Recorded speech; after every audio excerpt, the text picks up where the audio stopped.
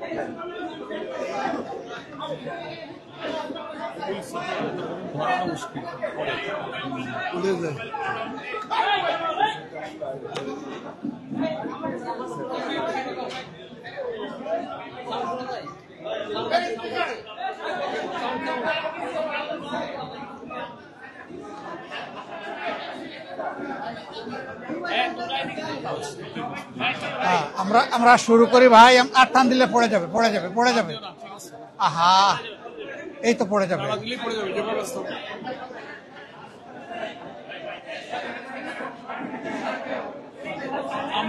আমরা একটু নীরব থাকি। আসসালামু আলাইকুম ওয়া রাহমাতুল্লাহি ওয়া বারাকাতুহু। আমরা আল্লাহর কাছে শুকরিয়া আদায় করছি যে আমাদের সম্মানিত আমিরে জামাত কয়েকটি দেশ সফর শেষে যথাসময়ে দেশে ফিরেছেন। এখন আপনাদের উদ্দেশ্যে এবং দেশবাসীর কাছে উনি শুকরিয়া এবং শুভেচ্ছা জানাচ্ছেন। আমরা একটু নীরব থেকে শুনি। সম্মানিত আমিরে জামাত ডাক্তার শফিকুর রহমান।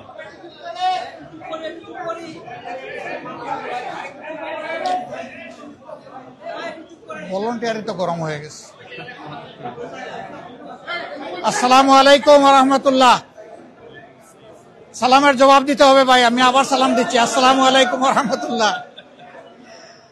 আপনারা সবাই ভালো আছেন? সম্মানিত সাংবাদিক বন্ধুগণ, আজকে আমার সাথে এখানে বাংলাদেশ জামায়াতে ইসলামীর 2 জন নায়েবে আমির, সেক্রেটারি জেনারেল সহ কেন্দ্রীয় নেতৃবৃন্দ রয়েছেন। আপনারা হয়তো জানেন, গত মাসের 19 তারিখ আমি উমরার উদ্দেশ্যে দেশ থেকে বের হয়েছিলাম। 3 দিনে উমরা সম্পন্ন করার পরে 22 তারিখ সকাল 9টায় আমেরিকার JFK এয়ারপোর্টে আল্লাহর মেহেরবানিতে আমি পৌঁছি এবং সেখানে 8 দিন আমি বিভিন্ন স্তরে সরকারি বেসরকারি গুরুত্বপূর্ণ সংস্থা এবং ব্যক্তিদের সাথে বৈঠকে মিলিত হই। তার পাশাপাশি বিপুল সংখ্যক বাংলাদেশি যুক্তরাষ্ট্রে যারা বসবাস করেন, অল্প সময়ের মধ্যে 4টা শহর আমার পক্ষে যাওয়া সম্ভব হয়েছিল: নিউ ইয়র্ক, বাফেলো, মিশিগান এবং সর্বশেষ ছিল ওয়াশিংটন ডিসি। আমরা বাংলাদেশি প্রবাসী যারা আছেন তাদের সাথেও সেখানে মিলিত হওয়ার সুযোগ পেয়েছি, তাদের কথাগুলোও শোনার সুযোগ হয়েছে এবং বিভিন্ন ব্যাপারে আমরাও তাদেরকে আশ্বস্ত করে এসেছি। বিশেষ করে আমরা গুরুত্বপূর্ণ দুটি মেসেজ তাদেরকে দিয়েছি। একটা মেসেজ হচ্ছে, বাংলাদেশ আমাদের সকলের দীর্ঘদিনের বঞ্চনা এবং নিষ্পেষণের পর, ফ্যাসিবাদী শাসনের পর বাংলাদেশ মুক্ত হয়েছে। মুক্তির এই সংগ্রামে দেশবাসীর সাথে প্রবাসী যারা ছিলেন তারা সমানতালে লড়াই করেছেন। তাদের অবদানও বিশেষভাবে উল্লেখযোগ্য। তাদের সেই অবদানের জন্য তাদেরকে আমরা ধন্যবাদ এবং কৃতজ্ঞতা জানিয়েছি। আর আমরা বলেছি, প্রবাসীদের সবচেয়ে বড় অধিকার ভোটের অধিকারটা ছিল না। এবার এ দাবি সবার আগে আমরাই তুলেছিলাম এবং আমরা এই দাবি ছেড়ে দেইনি। আমরা এই দাবি নিয়ে প্রধান উপদেষ্টা, নির্বাচন কমিশন সহ গুরুত্বপূর্ণ সকল জায়গায় প্রবাসীদের হয়ে কথা বলেছি। আমরা সরকার এবং নির্বাচন কমিশনকে ধন্যবাদ জানাই। এই প্রথমবারের মতো ব্যাপক ভিত্তিক বিদেশিদেরকে ভোটার তালিকায় যারা প্রবাসী আমাদের, তাদেরকে সম্পৃক্ত করার তারা উদ্যোগ নিয়েছেন। কিন্তু সেখানে কিছু সমস্যা রয়ে গিয়েছে। অক্টোবরের 30 তারিখ পর্যন্ত সময় বেঁধে দেওয়া হয়েছিল। এই সময়ের ভিতরে যে সফটওয়্যার এখানে ইনস্টল করা হয়েছে এটা ফাংশন করে নাই প্রপারলি, যার কারণে আগ্রহ থাকা সত্ত্বেও, চেষ্টা থাকা সত্ত্বেও অনেকেই কিন্তু ভোটার হতে পারেননি। আমাদের দাবি থাকবে নির্বাচন কমিশনের কাছে কমপক্ষে আরো 15 দিন এই সময় বর্ধিত করা হোক এবং যে জটিলতাগুলো রয়েছে সেগুলা সহজ করে তাদেরকে ভোটার হওয়ার সুযোগ তৈরি করে দেওয়া হোক। আরো কিছু সমস্যা আছে, কিছু শর্ত জুড়ে দেওয়া হয়েছে। আমরা বলবো, একজন নাগরিকের প্রমাণের জন্য তার আইডি কার্ড, ন্যাশনাল আইডি যথেষ্ট।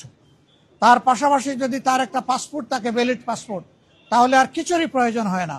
সেখানে কোথায় কারেন্টের বিল কে দিল, পানির বিল কে দিল কি দিল না, হোল্ডিং ট্যাক্স দিল না, অনেকের 10-20 বছর ধরে দেশের বাইরে আছে, তারা এগুলো ব্যবহারও করে না, বিলও দেয় না, বিল দেওয়ার প্রয়োজনও হয় না। সেগুলো শর্ত জুড়ে দেওয়া হয়েছে। আমরা এগুলাকে সহজ করার জন্য আহ্বান জানাবো।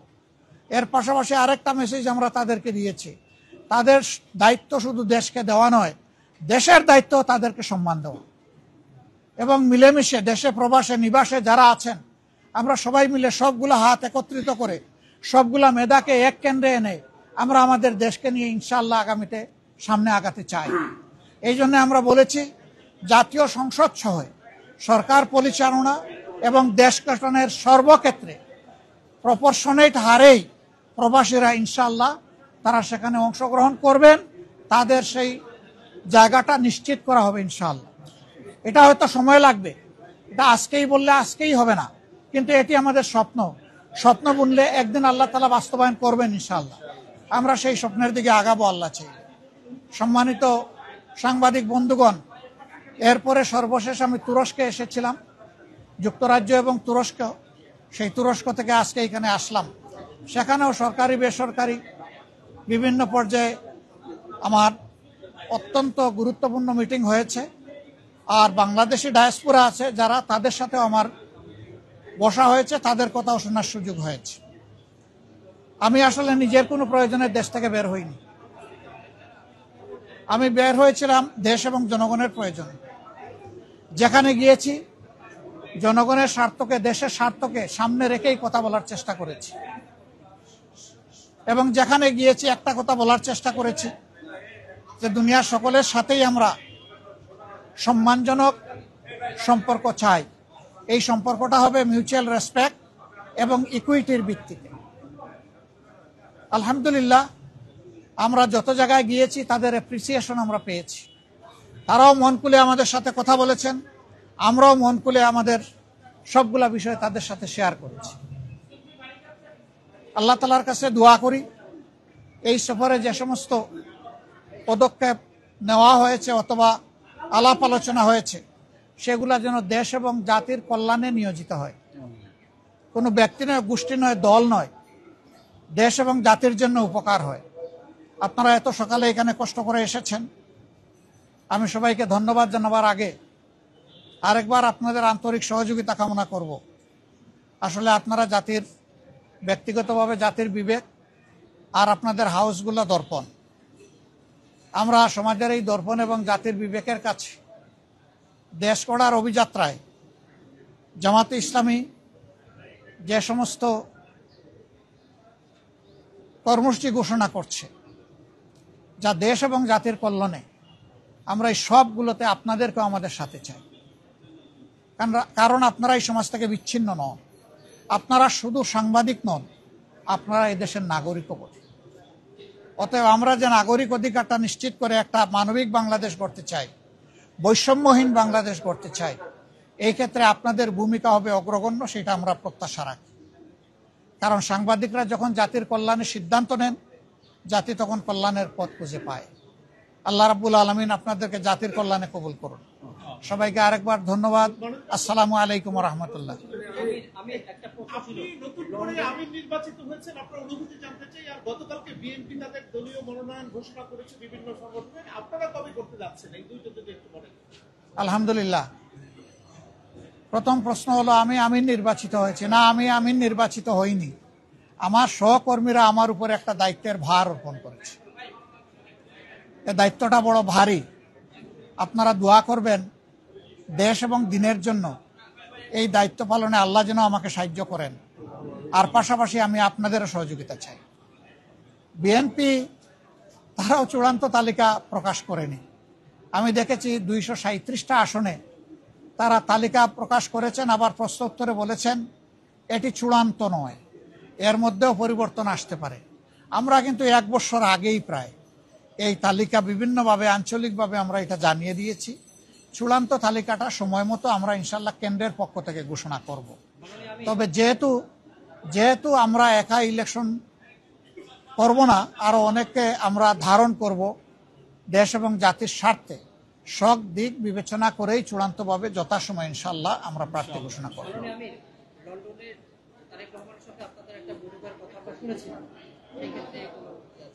আপনারা শুনেছেন, আমি শুনি নাই।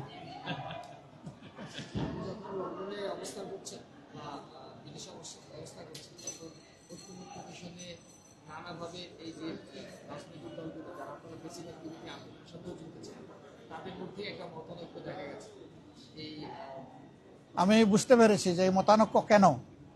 আমাদের মধ্যে মতানৈক্য হোক, তবে দোয়া করেন মত বিরোধ যেন না হয়। মতের ভিন্নতা থাকবে, এটাই গণতন্ত্রের সৌন্দর্য। সব দল তো এক দল নয়, সবগুলা দল ভিন্ন ভিন্ন, তাদের দৃষ্টিভঙ্গিতেও কিছু পার্থক্য থাকবে, এটাই স্বাভাবিক। আমরা সকলের মতকে শ্রদ্ধার সাথে দেখি। তবে আমরা নিজেরা যে মতটা প্রকাশ করি, আমরা চেষ্টা করি চিন্তা ভাবনা করে জাতির স্বার্থেই সেই মতগুলা প্রকাশ করার। অতএব মতানৈক্য এটা ডেমোক্রেসির সৌন্দর্য। এটার জন্য এখানে বিরোধ লেগে গেছে অথবা অনেককে একেবারে দেশ অস্থির হয়ে গেছে, আমরা এটুকু চিন্তা করতে রাজি নই।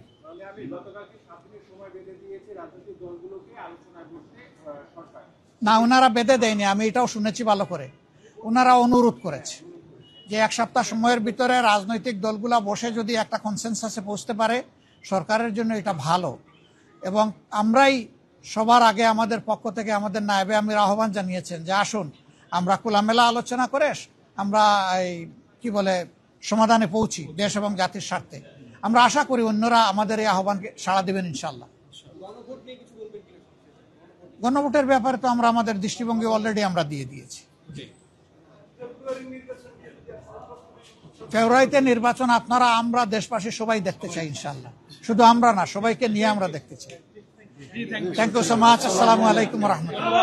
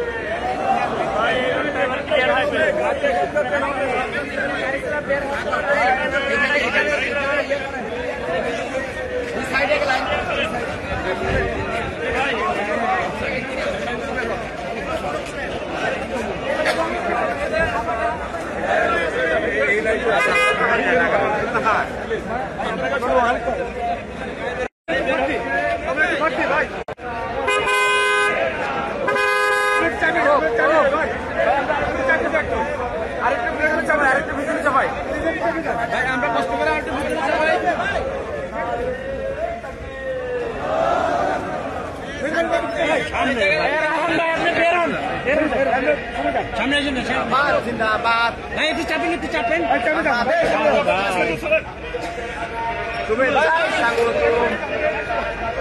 আমিরে জামাতের আগমন শুভেচ্ছায় স্বাগত আমিরে জামাতের আগমন